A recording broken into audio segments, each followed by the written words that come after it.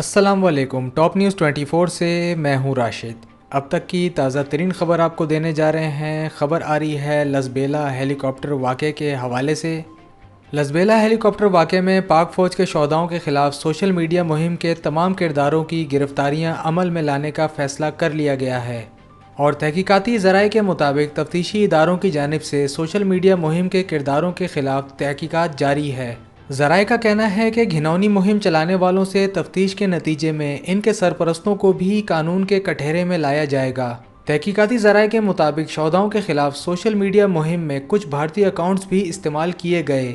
ज़राए का मजीद कहना है कि एक सियासी जमात के कारकुनों की जानिब से पाक फ़ौज के खिलाफ मुहिम चलाई गई और पाक फ़ौज के खिलाफ शुरू की गई मुहिम में भारतीय सोशल मीडिया अकाउंट्स ने भी बढ़ चढ़कर हिस्सा लिया। तहकीकाती ज़राए का कहना है कि मुहिम शुरू होने के बाद भारतीय सोशल मीडिया अकाउंट्स भी इस मुहिम में शामिल हो गए और अब तक की तहकीकात के मुताबिक 17 भारतीय अकाउंट्स ने इस सोशल मीडिया मुहिम में हिस्सा लिया।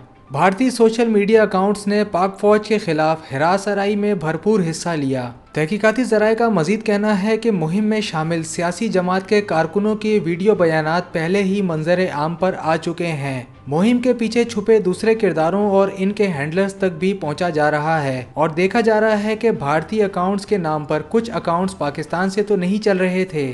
ख्याल रहे कि गुज़िश्ता दिनों लसबेला में पाक आर्मी एविएशन का हेलीकॉप्टर सैलाब ज़दा इलाकों में रिलीफ ऑपरेशन के दौरान लापता हो गया था और कई घंटों की तलाश के बाद हेलीकॉप्टर का मलबा मूसा गोट से मिला था। और इस हवाले से ISPR ने अपने बयान में बताया था कि हेलीकॉप्टर को हादसा खराब मौसम के बायस पेश आया, जिसके बायस हेलीकॉप्टर में सवार corps commander Quetta lieutenant general Sarfaraz Ali और DG Pakistan coast guard major general Amjad समेत 6 जवान शहीद हो गए थे। हेलीकॉप्टर हादसे के बाद सोशल मीडिया पर इस हवाले से मनफी मुहिम चलाई गई थी, जिसकी पाक फौज ने शदीद मजम्मत की थी, जबकि हुकूमत ने मनफी सोशल मीडिया मुहिम के खिलाफ कार्रवाई का फैसला किया था और FIA और ISI के अफसरान पर मुश्तमिल तहकीकाती टीम तश्कील दी थी जो वाक़े की तहकीकात कर रही है।